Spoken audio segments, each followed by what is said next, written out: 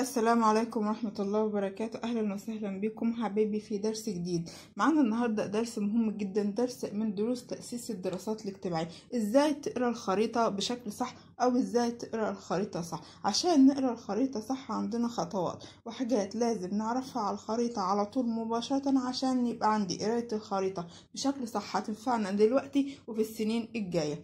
عندي أول حاجة وردة البوصلة. وردة البوصلة عبارة عن ايه؟ عن توضيح للاتجاهات الأصلية والاتجاهات الفرعية. يعني عندك هنا مثلا الشمال والجنوب والشرق والغرب، دي الاتجاهات الأصلية اللي موجودة عندي في وردة البوصلة. كمان عندي ايه؟ الاتجاهات الفرعية، ودي عبارة عن شمال شرق شمال غرب جنوب شرق جنوب غرب. يبقى وردة البوصلة بنستخدمها بإيه؟ بتحديد مكان معين على الخريطة. طيب ازاي نعرف نقرأ وردة البوصلة؟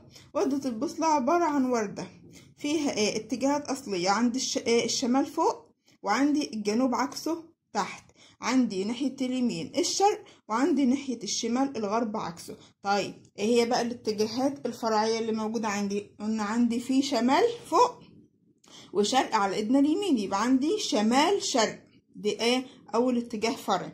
طيب عندي شمال فوق وغرب على ايدنا الشمال، يبقى كده عندي شمال غرب، ده تاني اتجاه فرعي.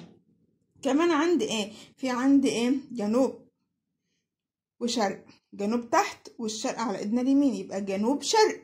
طيب في عندي ايه كمان؟ في عندي جنوب وغرب، جنوب تحت والغرب على ايدنا الشمال، يبقى عندي كده جنوب غرب.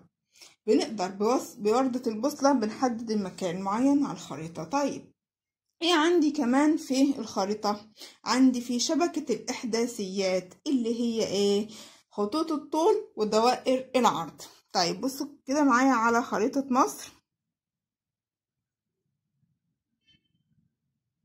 خطوط الطول هي خطوط رأسية بتبقى شرق خط جرينتش وغرب خط جرينتش.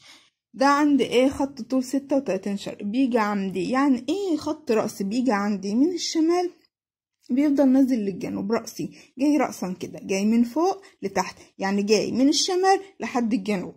ده بيبقى ايه؟ شرق، نقول شرق خط جرينتش على ايدنا اليمين، وغرب خط جرينتش اللي هي على ايدنا الشمال. طيب ايه عندي بقى؟ دايرة العرض هي عبارة عن ايه؟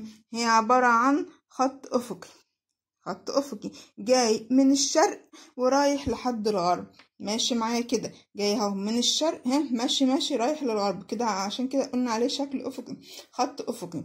طيب بيبقى عبارة عن ايه؟ بيبقى مكانه شمال دايرة الاستواء او جنوب دايرة الاستواء. يقول مثلا ايه؟ البلد دي او الدولة دي في شمال ايه؟ دايرة الاستواء. طيب والدولة التانية ايه؟ في جنوب دايرة الاستواء. يبقى شبكة الاحداثيات فيها اتنين، عند خطوط الطول ودوائر العرض، بنسموهم ايه؟ شبكة الايه؟ الاحداثيات. بنستخدمهم في ايه يا ترى؟ في تحديد المواقع. بنيجي كده باستخدام خطوط الطول ودوائر العرض نحدد مكان. هنحدد مثلا مصر، هنقول مصر تقع ايه؟ من خط طول كذا وخط طول كذا ودايرة ايه؟ عرض كذا ودايرة عرض كذا. طيب عندي كمان ايه في الخريطة عشان نقدر نقراها صح؟ عنوان الخريطة. العنوان ده فيه المعلومات اللي على الخريطة. طيب دلوقتي ايه لما اجي اقول لك الخريطة دي خريطة ايه؟ خريطة مصر. طب انا عرفت منين انها خريطة مصر؟ عشان عنوانها كده مكتوب ايه؟ خريطة مصر. انا عرفت انها خريطة. طب انا دلوقتي لو جبت لك خريطة مجهولة ما كتبتلكش عليها اي حاجة، هل هتعرف بسهولة دي خريطة ايه؟ لا. اذا عندي عنوان الخريطة بيساعدني اني اعرف المعلومات او البيانات اللي على الخريطة. دي خريطة مصر. ممكن اجيب لك خريطة قارة افريقيا، تمام، بتساعدني. يبقى العنوان عندي بيساعدني اعرف ايه المعلومات او البيانات اللي موجودة على الخريطة.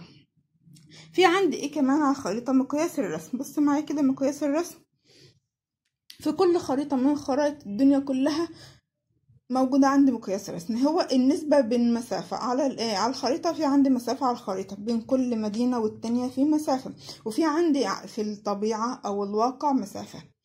النسبة ديت بنعرفها من خلال مقياس الرسم. هي ايه اللي بيحدد النسبة بين المسافة اللي ايه مكتوبة عندي على الخريطة والمسافة اللي ايه اللي بتقابلها او اللي قصادها اللي موجودة على الطبيعة. في كل خريطة عندي هنا في الجنب كده ايه مقياس الرسم.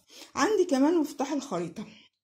المفتاح ده فيه الوان ورموز بتساعدني في اني اقرا الخريطة صح. يعني انا عندي مثلا هنا في بحر، في شمال مصر في بحر اهو. انا عرفت دلوقتي ازاي ان البحر عبارة عن خطوط زرقاء، تمام، بالخريطة بيلونهولك بلون ازرق، يبقى كده انا عرفت ان في عندي هنا بحر. طيب في عندي هنا خط كده نازل مكتوب ايه؟ نهر النيل. انا عرفت منين؟ عرفت من خلال مفتاح الخريطة. نهر النيل عملولي خط ازرق، خط ازرق، انا عرفت ان في هنا نهر النيل. يبقى اذا عندي مفتاح الخريطة مهم لانه في ايه الوان ورموز لها ايه مدلولات، يعني لها معاني بتدينا معلومات. لو كان في عندي هنا بحر في المكان ده في الدولة دي فيها انهار، بتحدد لي كمان المدن او العواصم. عندي هنا مثلا القاهرة اهي بنقطة، تمام، انا ممكن اعمل كده هنا، تمام، بما اني مذاكره الخريطه صح، واكتب ايه العاصمه. هنا عاصمه مصر ايه هي القاهره. الخريطه سهله وقرايتها سهله جدا. يبقى اذا عندي اهم حاجه في الخريطه ايه عشان نقراها صح؟ عنوان الخريطه، دي خريطه مصر، ايه العنوان بيدل على المعلومات اللي على الخريطه. كمان في عندي ايه في الخريطه؟ مقياس الرسم، النسبة ايه الموجودة بين المسافة على الخريطة والمسافة اللي بتقابلها على الطبيعة. كمان عندي ايه خطوط الطول اللي بتيجي عندي من الشمال للجنوب، ودوائر العرض اللي بتيجي عندي من الشرق للغرب. في عندي كمان ايه مفتاح الخريطة فيه الالوان والرموز اللي بتديني معلومات وتدل على الحاجة اللي على الخريطة. زي مثلا عندي هنا الخطوط الزرقاء دي في عندي البحر، هنا اقدر اقول ان في شمال مصر البحر المتوسط. في عندي كمان خطوط زرقاء هنا في شرق مصر اللي هو البحر الاحمر. في عندي خط ازرق نازل ده بيدل على نهر النيل.